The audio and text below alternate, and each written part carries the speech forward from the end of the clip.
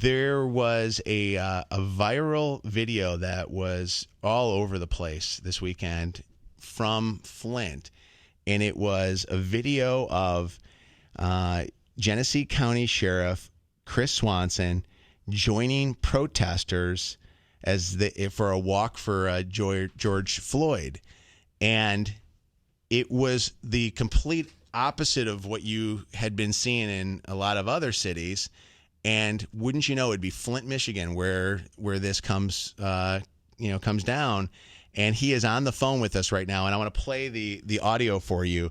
As tensions get high sometimes, and the tensions sometimes get high because protesters see police that are there and they're dressed up in their protective gear. It takes somebody like this sheriff to do what he did to kind of bring the tension down a little bit. The only reason we're here is to make sure that you got a voice. That's it. There we go. Don't think for a second that he represents who these cops are from all over the county and around this nation. We go out there to help people, not do that nonsense. There we go. I want to tell you, where's my man? Right there. Where's the gentleman? Oh, I think he took off. Okay, yeah, my man. He took off. Pastor Hawkins, I'm just going to tell you, we want to be with y'all for real. So I took my helmet off and laid the batons down. I want to make this a parade, not a protest. You got little ones here, you got dogs, so what's up? So listen, I'm just telling you, these cops love you. That cop over there hugs people, so you tell us what you need to do. Walk with us! Walk with us! Walk with us! Walk with us! Walk with us! Walk with us! Let's walk. Let's walk. There he goes. Gives me goosebumps. Yeah. Everybody starts chanting.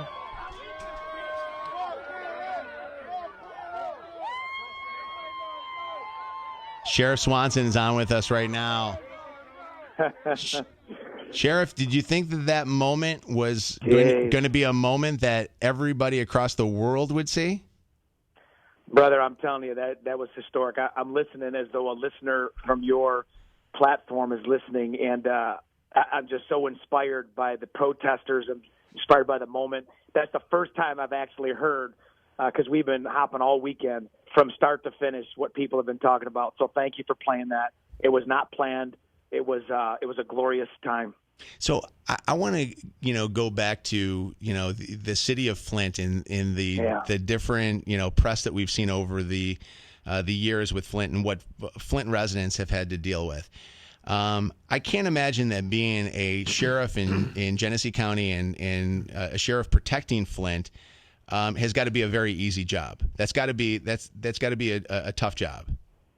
Yeah, I mean, you got a city here, and I know inner cities throughout the nation have struggles, but I can only speak for my hometown. But you got a town here that's struggling financially. It's got crime, and some of the crimes that we have here are nationwide with the death and violence. And then you have on top of that the water crisis from 15 and 16, and then the pandemic. And then I'm telling you, this they don't need anything else. And then in 8 minutes and 46 seconds, all the good that we've done to help and serve people was erased by somebody who may wear a uniform, but they ain't who we are. Yeah. Go ahead. I haven't.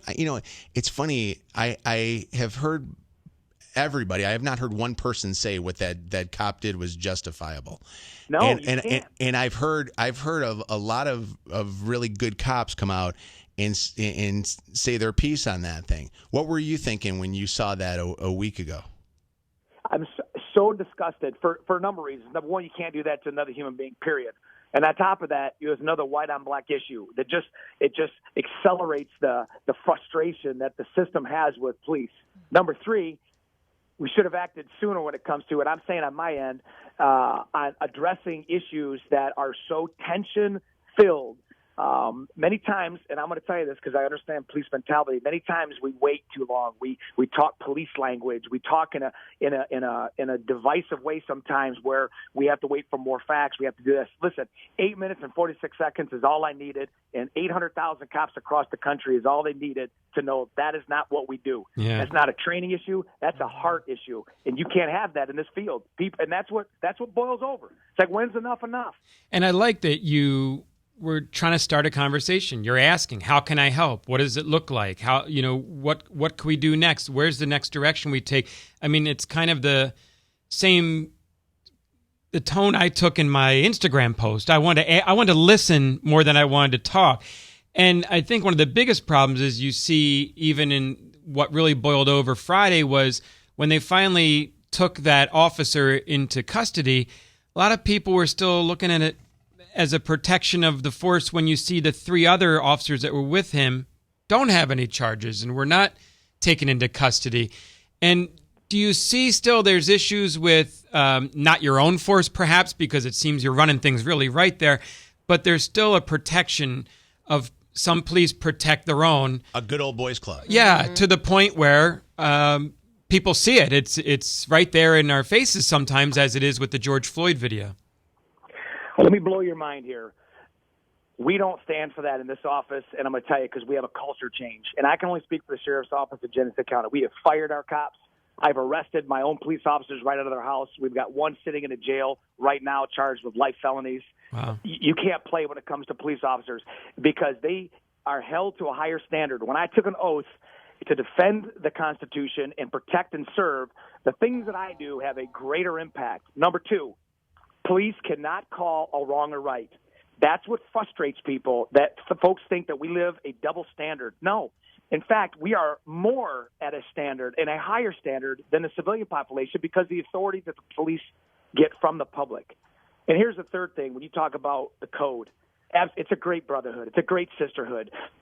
We could fight like cats and dogs, and I'd die for you the next second. It's a great organization to be a part of. Law enforcement, third generation, as I said, I love it. But I'm telling you, the code only goes so far. Mm-hmm. And when you break the law and you hurt people and you remove the dignity of people, you ain't one of us. Take the badge off, take the uniform off, and leave. And that's what people need to do. And to say that you can't fire police and to say that you can't charge police, listen, we have to go and be assertive. We don't have to wait for a crowd to tell us. We're cops. We know the right and wrong. And if we do wrong, we got to act on it. Yeah. Going back to the protest, Sheriff, you said that what you did was unplanned. And so I'm so curious, in that moment, what was it that made you change your mind? Was it something you saw? Was it someone you spoke to? Yeah, great question. I would tell you this. It wasn't planned because it wasn't a strategy plan. But what I found out of 27 years on the job tomorrow is you don't react in a storm any different than how you train and how you experience in the sun. And when I walked towards that crowd, walking them down the road and seeing the hostility and the anger and the rage and the righteous rage, and then it was met with our police line. You had Flint Township police there. You had Metro police there, sheriff's deputies with helmets, batons, and shields. I'm like, what the heck? This is civil war in our own neighborhood, man. We're already struggling. How did it get here? And it got there because we didn't have communication. We didn't have that. And so I'm going to tell you, I operated on pure instinct. I saw a fist bump between an officer of Flint Township, Chad Miller, and a small attempt of a hug. And right there, experience is a great teacher. And I saw, okay, these folks, there's some good – because there was fear on both sides. You could see it in their eyes. Yeah. There was fear on both sides. And then I took my helmet off. They laid the batons down. I walked into the crowd, found the first shot caller. I gave him a big old fat man hug and said, bro, that guy is not who we are. You can tell, by the way. I can tell. What a powerful moment. The whole thing. Sheriff Chris Swanson from Genesee County on with us right now became a viral sensation for what he did. You just heard it just a second ago. And I can tell that he's got to be a wrestling fan.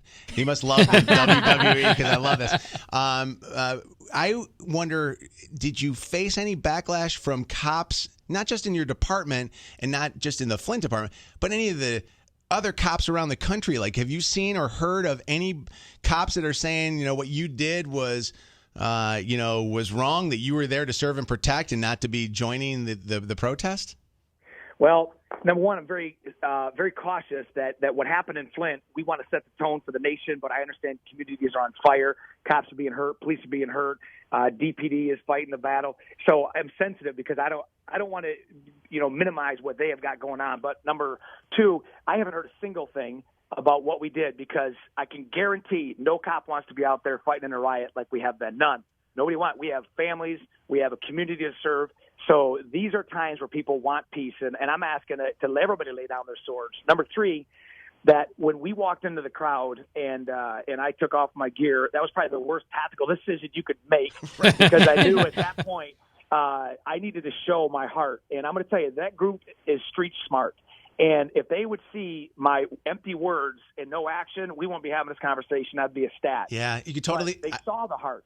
I can tell. I mean, when you tell the story about how you will prosecute bad cops, how Yes. you and how you don't settle for guys that are like that a-hole up in Minneapolis.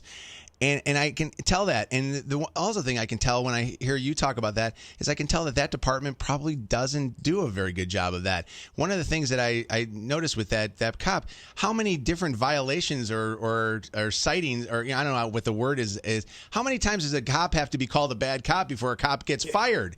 You know what I mean? For God's sakes. I mean, that's the reason why this guy felt like he was entitled to do that to another human being. Can I just tell you, I hate when people, no offense, I hate when people do say bad cop, because there should never, ever be a bad cop. You know, if you're a bad cop, you shouldn't be a cop. Go do something else, change your attitude, change your heart. Don't ever come and step into our field.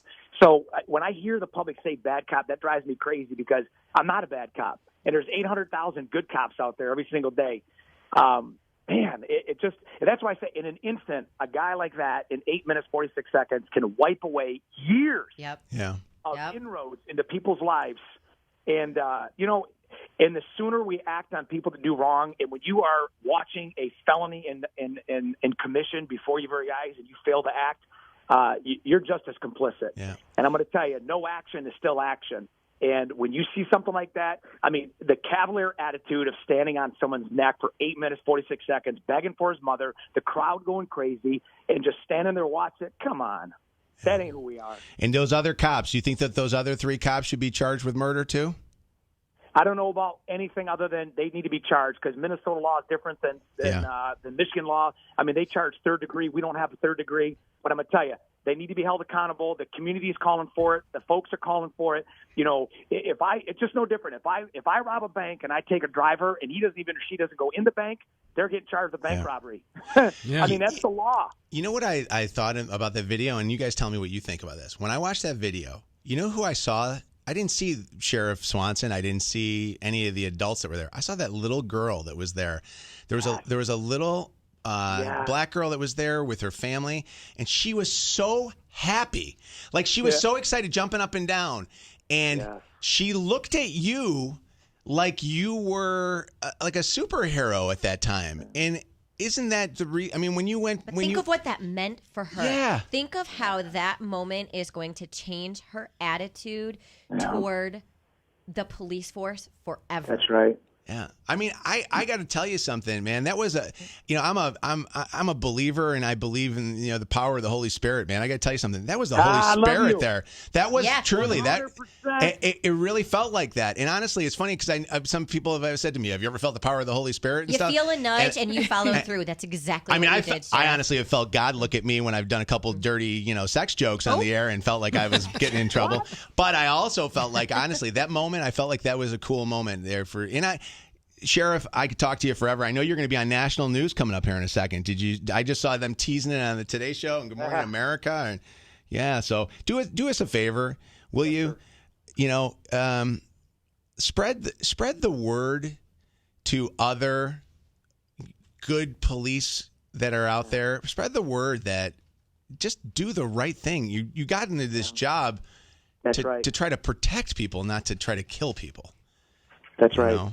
And you've been, I mean, Flint has been through so much, even since the early 80s when the GM plant shut down and everything. And time and time again, people call Flint the forgotten city, but it's nice to see that from the top, they have leadership in the form of law enforcement here that's taken no BS, that's putting the citizens first. And I hope that your attitude does spread and that we say a video goes viral. I hope your attitude goes viral. Yeah, absolutely. Thanks, Sheriff. One last, if I may, just God bless the protesters. They're the ones that made that happen, and they set the tone for Flint, and they set the pattern. Now those that were against us are now fighting for the city, saying, don't come in our city and burn it down. We're with us. We're making history. So did you guys have to have a curfew last night, or did you guys not even have to impose one? Well, there was a curfew that's in existence from the COVID pandemic that was there, but okay. I'm telling you, man, curfew or nothing. We were with them till 12:30 in the morning. Yesterday night, they demonstrated on the front lawn of my jail. I bought Kogo hot dogs and had a grill out there and water. best. We were feeding Man. them, and no doubt. You are a Unbelievable. superhero. For real. Sheriff, you can tell that that's a community that you grew up in, man. You want to protect it. So thank you so much for going on with us. I appreciate you. Hey, love you guys. Call me anytime. Take care of yourself.